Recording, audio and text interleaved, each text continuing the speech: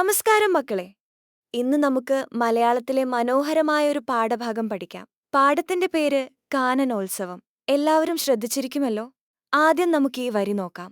താളവും ഈണവും നിറഞ്ഞ ഭാഷയാണ് നമ്മുടെ മലയാളം. മക്കളെ, പാട്ട് കേൾക്കുമ്പോൾ നമുക്ക് സന്തോഷം തോന്നാറില്ലേ? അതേപോലെ തന്നെയാണ് നമ്മുടെ മലയാളവും. സംസാരിക്കുമ്പോൾ ഒരു താളമുണ്ട്. നിങ്ങൾക്കത് അനുഭവപ്പെട്ടിട്ടുണ്ടോ? ഒന്ന് ചൊല്ലി നോക്കിയേ. താളവും ഈണവും കൊള്ളാം.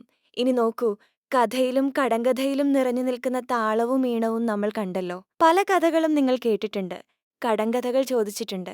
അതെല്ലാം പറയുമ്പോൾ ഒരു പ്രത്യേക ഭംഗിയില്ലേ? ഇനി കഥയ്ക്ക് മാത്രമല്ല, ഉത്സവത്തിന്റെ കാര്യങ്ങൾ പറയുമ്പോഴും ഈ ഭംഗിയുണ്ടെന്ന് നമുക്ക് നോക്കാം.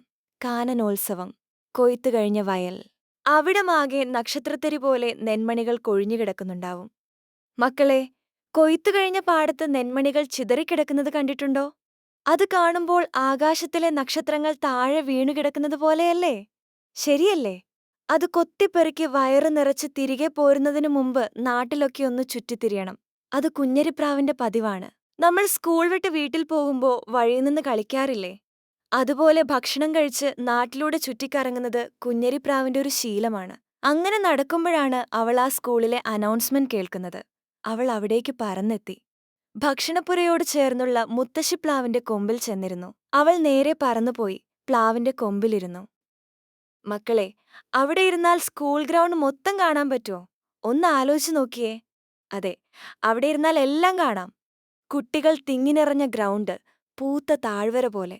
അവിടെയാണു കലോത്സവം. നമ്മുടെ സ്കൂളിലെ കലോത്സവം പോലെ അവിടെയും കുട്ടികളൊക്കെ കൂടി നിൽക്കുകയാണ്. അത് കാണാൻ ഒരു പൂക്കൾ നിറഞ്ഞ താഴ്വര പോലെയുണ്ട്. എന്തൊരു ഭംഗിയാണ്, അല്ലേ? സ്റ്റേജിൽ ലളിതഗാന മത്സരമാണ് നടക്കുന്നത്. ഓരോ പാട്ട് കഴിയുമ്പോഴും കുട്ടികളൊന്നാകെ കൈയടിക്കുന്നു. സന്തോഷസൂചകമായി ആർപ്പു വിളിക്കുന്നു. നമ്മുടെ സ്കൂളിലും പാട്ട് കഴിയുമ്പോൾ നമ്മൾ കൈയടിക്കാറില്ലേ? ആ ശബ്ദം കേൾക്കുമ്പോൾ നിങ്ങൾക്ക് എന്താണ് തോന്നാറുള്ളത്? സന്തോഷം, അല്ലേ? അതുതന്നെയാണ് ഈ പാഠത്തിലും പറയുന്നത്. പാട്ടിന് ശേഷം mono act, mimicry, dance, Oppana, Thiruvathirakali അങ്ങനെ പലതരം പരിപാടികൾ അരങ്ങേറി. ഓ, എത്ര പരിപാടികളാണ്! ഇതിൽ നിങ്ങൾക്ക് ഏറ്റവും ഇഷ്ടപ്പെട്ട പരിപാടി ഏതാണ്? ഡാൻസ് ആണോ അതോ മിമിക്രി ആണോ? കൊള്ളാം! കുഞ്ഞരിപ്രാവ് ആ പരിപാടികളെല്ലാം കണ്ടുരസിച്ചു. കാട്ടിൽ തിരിച്ചെത്തിയപ്പോഴേക്കും സായാഹ്ന സഭയുടെ സമയമായിരുന്നു. എല്ലാം കഴിഞ്ഞ് സന്ധ്യയായപ്പോ പ്രാവ് കാട്ടിലേക്ക് മടങ്ങി.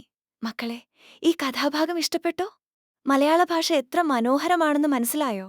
പുതിയ വാക്കുകൾ, താളം, ഒഴുക്ക് അല്ലെങ്കിൽ വരികൾക്കുണ്ടാകുന്ന ഒരു പ്രത്യേക താളക്രമം, ഈണം, പാട്ടിലെ മധുരമായ രാഗം അല്ലെങ്കിൽ സംഗീതപരമായ ശൈലി, കടങ്കഥ, ഉത്തരം കണ്ടെത്തേണ്ട ചോദ്യരൂപത്തിലുള്ള കുസൃതി ചോദ്യം, നെന്മണികൾ, നെല്ലിന്റെ മണികൾ, കൊത്തിപ്പെറുക്കി, പക്ഷികൾ ചെറിയ സാധനങ്ങൾ കൊത്തിയെടുക്കുന്ന രീതി, പതിവ്, എപ്പോഴും ചെയ്യുന്ന കാര്യം അല്ലെങ്കിൽ ശീലം, ഗ്രൗണ്ട്, കളിസ്ഥലം അല്ലെങ്കിൽ മൈതാനം, അനൗൺസ്മെന്റ്, പൊതുവായി നടത്തുന്ന അറിയിപ്പ്, ഭക്ഷണപ്പുര, ഭക്ഷണം പാകം ചെയ്യുന്നതോ വിളമ്പുന്നതോ ആയ സ്ഥലം, ഉല്ലാസം, സന്തോഷം അല്ലെങ്കിൽ ആഹ്ലാദം, സായാഹ്നം, സന്ധ്യാസമയം അല്ലെങ്കിൽ വൈകുന്നേരം, അരങ്ങേറി, പരിപാടികൾ വേദിയിൽ നടന്നു. മക്കളെ, നമ്മുടെ കുഞ്ഞരിപ്രാവ് കണ്ട ആ കലോത്സവത്തിന്റെ വിശേഷം കേട്ടപ്പോൾ കാട്ടിലെ രാജാവായ സൂചിക്കൊമ്പനും മറ്റുള്ള മൃഗങ്ങൾക്കും ഒരു ചെറിയ ആഗ്രഹം. നമുക്ക് നോക്കാം അവർ എന്താണ് തീരുമാനിച്ചതെന്ന്. കാട്ടുചോലയുടെ വക്കത്തുള്ള വിശാലമായ കറുകപ്പുൽ മൈതാനത്തിലാണ് സകല കാട്ടുജീവികളും പങ്കെടുക്കുന്ന സഭ ചേരുക. മക്കളെ, കാട്ടിലെ മീറ്റിംഗ് നടക്കുന്നത് ഒരു വലിയ പുൽമൈതാനത്താണ്. അവിടെയാണ് കാട്ടിലെ എല്ലാ മൃഗങ്ങളും വരുന്നത്. കാട്ടുരാജാവായ സൂചിക്കൊമ്പന്റെ കൽപ്പനയനുസരിച്ച് സകലരും കൃത്യസമയത്തെത്തും. രാജാവ് സൂചിക്കൊമ്പൻ പറയുമ്പോൾ എല്ലാവരും കൃത്യസമയത്ത് അവിടെ എത്തും. നിങ്ങൾ സ്കൂളിലേക്ക് കൃത്യസമയത്ത് എത്താറില്ലേ? അതുപോലെ തന്നെ കാട്ടുപ്രതിജ്ഞയും വാർത്ത പറയലും രാജന്റെ വിളംബരവും കഴിഞ്ഞാൽ പ്രജകൾക്കുള്ള അഭിപ്രായ പ്രകടനത്തിന്റെ സമയമാണ്. അപ്പോൾ കുഞ്ഞരിപ്രാവ് പതിയെ പറഞ്ഞു, നമ്മുടെ കാട്ടിലും കലോത്സവം നടത്തണം. മഹാരാജൻ. കാട്ടിലെ എല്ലാ പരിപാടികളും കഴിഞ്ഞപ്പോൾ നമ്മുടെ കുഞ്ഞരിപ്രാവ് ഒരു കാര്യം പറഞ്ഞു. നമ്മുടെ കാട്ടിലും ഒരു കലോത്സവം വേണം. എന്തൊരു ഐഡിയ ആണല്ലേ! അതൊക്കെ വേണോ കുഞ്ഞിപ്പെണ്ണേ എന്ന് രാജാവ് ചോദിച്ചു. അതൊരു വലിയ പൊല്ലാപ്പാണ്, പ്രശ്നമാണ് എന്ന് മുയലച്ചനും കരടിക്കുട്ടനും പറഞ്ഞു. രാജാവിനും മുയലച്ചനും കരടിക്കുട്ടനും ഇതൊരു ബുദ്ധിമുട്ടുള്ള കാര്യമായാണ് തോന്നിയത്. അവർക്ക് കലോത്സവം എന്താണെന്ന് മനസ്സിലായില്ല. Silence, silence. അല്ല കുഞ്ഞരിപ്രാവേ, എന്താണീ കലോത്സവം? നീയൊന്നു പറ. മഹാരാജാവ് കൽപ്പിച്ചു. രാജാവ് എല്ലാവരോടും മിണ്ടാതിരിക്കാൻ പറഞ്ഞു. എന്നിട്ട് കലോത്സവം എന്താണെന്ന് കുഞ്ഞരിപ്രാവിനോട് ചോദിച്ചു. അപ്പോൾ കുഞ്ഞരിപ്രാവ് താൻ കണ്ട കലോത്സവത്തെക്കുറിച്ച് വിശദമായി പറഞ്ഞുകൊടുത്തു. നമ്മുടെ കാട്ടിലെല്ലാവരും കലാവാസനയുള്ളവരാണ്. അവരെല്ലാം ചേർന്നുള്ള കലോത്സവം വേണം രാജൻ എന്ന് മന്ത്രി മൈലമ്മ വ്യക്തമാക്കി. പ്രജകളുടെ ഒത്തൊരുമയ്ക്കും സന്തോഷത്തിനും അത്തരം പരിപാടികൾ നല്ലതാണ്. മന്ത്രി മൈലമ്മയും കുയിലമ്മയും മനോഹരമായി അതിനെ പിന്തുണച്ചു. കാട്ടിലെ മൃഗങ്ങൾ ഒത്തൊരുമയോടെ ജീവിക്കാൻ ഇങ്ങനെയുള്ള പരിപാടികൾ അത്യാവശ്യമാണെന്ന് അവർ പറഞ്ഞു. മക്കളെ, നിങ്ങൾക്ക് തോന്നുന്നുണ്ടോ കാട്ടിലെ കലോത്സവം അടിപൊളിയായിരിക്കുമെന്ന്? പുതിയ വാക്കുകൾ, ന്യൂ വേർഡ്സ്. വിശാലമായ, വലിയ അല്ലെങ്കിൽ പരന്നുകിടക്കുന്ന. കൽപ്പന, രാജാവിന്റെ ഉത്തരവ് അല്ലെങ്കിൽ ആജ്ഞ. പ്രജകൾ, ഒരു രാജ്യത്തെ ജനങ്ങൾ. അഭിപ്രായ പ്രകടനം, സ്വന്തം അഭിപ്രായം പറയൽ.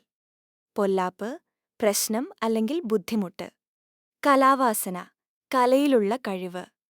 പിന്താങ്ങി, പിന്തുണച്ചു അല്ലെങ്കിൽ കൂടെ നിന്നു. മക്കളെ, എല്ലാവരും ശ്രദ്ധിക്കണേ. കാട്ടിലെ മൃഗങ്ങൾ കലോത്സവം നടത്താൻ തീരുമാനിച്ചല്ലോ. ഇനി അവർ എന്തൊക്കെയാണ് ചർച്ച ചെയ്യുന്നതെന്ന് നോക്കാം. കാട്ടുകായ്ക്കോത്സവം പോലെ ഇതും നമുക്ക് നടത്താവുന്നതാണ്, സുന്ദരിക്കാക്ക പറഞ്ഞു. അതായത്, നേരത്തെ നടന്ന കായ്ക്കോത്സവം പോലെ തന്നെ കലോത്സവവും ഭംഗിയായി നടത്താമെന്ന് സുന്ദരിക്കാക്ക അഭിപ്രായപ്പെട്ടു. കലാമേളയിൽ എന്തെല്ലാം ഇനങ്ങൾ വേണം? കുഞ്ഞിക്കുറുക്കൻ തിരക്കുകൂട്ടി. മത്സരത്തിൽ എന്തൊക്കെ പരിപാടികൾ വേണമെന്ന് കുഞ്ഞിക്കുറുക്കൻ ചോദിച്ചു. അപ്പോൾ വന്നിട്ടുള്ള നിർദ്ദേശങ്ങൾ നോക്കിയേ. പാട്ട്, നൃത്തം, കൂവൽ, കുറുകൽ, ഓരിയിടൽ, ഫാഷൻ ഷോ, ഡിസ്കോ, മിമിക്രി, അങ്ങനെ നീണ്ട ഒരു പട്ടിക തന്നെ അവിടെയുണ്ടായി. എന്നാണു കാനനോത്സവം നടത്തേണ്ടത്? രാജാവും ഉത്സാഹത്തിലായി. എല്ലാവരും വളരെ ആവേശത്തിലായിരുന്നു. അതുകൊണ്ട് രാജാവും ഉത്സാഹത്തോടെ തീയതി ചോദിച്ചു. അപ്പോൾ എന്തിനാ വൈകിക്കുന്നത്? മഹാരാജൻ വരുന്ന സംഗീത ദിനത്തിലാവട്ടെ എന്ന് കരുത്തൻ പരുന്ത് നിർദ്ദേശിച്ചു.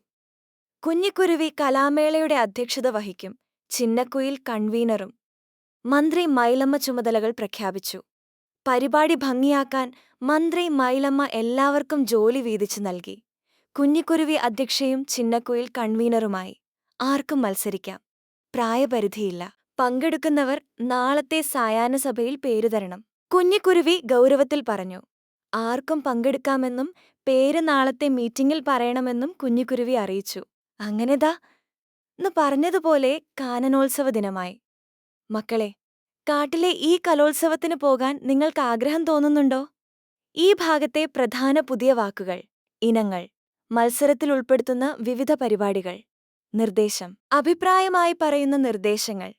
അധ്യക്ഷത, പരിപാടിയുടെ നേതൃത്വം. കൺവീനർ, പരിപാടിയുടെ പ്രവർത്തനങ്ങൾ ഏകോപിപ്പിക്കുന്ന ആൾ. ചുമതലകൾ, ഏൽപ്പിച്ച ജോലികൾ. പ്രായപരിധി, മത്സരത്തിന് പങ്കെടുക്കാൻ നിശ്ചയിച്ചിട്ടുള്ള പ്രായം. സായാഹ്ന സഭ, വൈകുന്നേരം ചേരുന്ന യോഗം. അങ്ങനെ കാത്തിരുന്ന ആ വലിയ ദിവസം വന്നു ചേർന്നു. കാടിന്റെ നാനാഭാഗത്തു നിന്നും കാട്ടുജീവികൾ ഓടിക്കൂടി. കറുകപ്പുൽ മൈതാനം കാണികളെക്കൊണ്ട് നിറഞ്ഞു. കാട്ടിലെ എല്ലാ മൃഗങ്ങളും കലോത്സവം കാണാൻ ആവേശത്തോടെ ഓടിക്കൂടി. മൈതാനം നിറയെ കാണികളായി. സ്റ്റേജിൽ ആദ്യം നടക്കുന്ന ഫാഷൻ ഷോയ്ക്ക് പുള്ളിപ്പുലി പേര് വിളിക്കാൻ തുടങ്ങി. ഫാഷൻ ഷോയോടെ പരിപാടികൾക്ക് തുടക്കമായി. പുള്ളിപ്പുലിയാണ് പേര് വിളിക്കുന്നത്. പാട്ടുമത്സരം, നൃത്തം, അങ്ങനെ ഒന്നിനു പുറകെ ഒന്നായി പരിപാടികൾ അരങ്ങേറി. കരുത്തൻ പരുന്ത് നറുക്കെടുപ്പിന്റെ കാര്യങ്ങൾ ശ്രദ്ധിച്ചു. മത്സരത്തിൽ ജയിച്ചവരും തോറ്റവരും കൈയടിച്ച് ആർപ്പു വിളിച്ചു. ഇതാണ് ഏറ്റവും മനോഹരം. ജയിച്ചവരും തോറ്റവരും ഒരുപോലെ സന്തോഷത്തോടെ കൈയടിച്ചു. ശരിക്കും ഒരു കലോത്സവത്തിന്റെ അന്തരീക്ഷം. നമ്മുടെ രാജാവായ സൂചിക്കൊമ്പനും മത്സരത്തിൽ പങ്കെടുത്തു. പക്ഷേ അദ്ദേഹം ഫാഷൻ ഷോയിലും അമറൽ മത്സരത്തിലും മാത്രമേ ജയിച്ചുള്ളൂ. കേട്ടോ? കാനനോത്സവം സംഘടിപ്പിക്കാൻ ഐഡിയ തന്നതിന് സൂചിക്കൊമ്പൻ കുഞ്ഞരിപ്രാവിനെ തളിരിലമാല അണിയിച്ചുകൊണ്ട് ആദരിച്ചു. ഈ കലോത്സവത്തിന് തുടക്കം കുറിച്ച നമ്മുടെ കുഞ്ഞരിപ്രാവിനെ രാജാവ് പ്രത്യേകമായി ആദരിച്ചു. എല്ലാവർക്കും വലിയ സന്തോഷമായി. എല്ലാ കൊല്ലവും കാനനോത്സവം നടത്തുമെന്ന് പ്രഖ്യാപിക്കുകയും ചെയ്തു. കാട്ടുകാരെല്ലാം ആർത്തുല്ലസിച്ചാണ് കൂട്ടിലേക്ക് പോയത്. എല്ലാ വർഷവും ഇനി കാനനോത്സവം നടക്കും. എല്ലാവരും വലിയ സന്തോഷത്തോടെയാണ് അന്ന് മടങ്ങിയത്. പുതിയ വാക്കുകൾ, നാനാഭാഗം, എല്ലാ വശങ്ങളും. ആദരിച്ചു, ബഹുമാനത്തോടെ അംഗീകരിച്ചു, പ്രഖ്യാപിച്ചു, പരസ്യമായി അറിയിച്ചു, ആർത്തുല്ലസിച്ചു, വലിയ സന്തോഷത്തോടെ ആഘോഷിച്ചു. കണ്ടില്ലേ മക്കളെ, ഒറ്റയ്ക്ക് തുടങ്ങിയ ഒരാഗ്രഹം എങ്ങനെ ഒരു വലിയ ആഘോഷമായി മാറിയെന്ന്. മത്സരിക്കുക എന്നതിലുപരി എല്ലാവരും ചേർന്ന് സന്തോഷിക്കുക എന്നതാണ് കലോത്സവത്തിന്റെ ലക്ഷ്യം. നമ്മുടെ കുഞ്ഞരിപ്രാവിനെ പോലെ നിങ്ങളും പുതിയ ആശയങ്ങൾ കണ്ടെത്താൻ ശ്രമിക്കണം.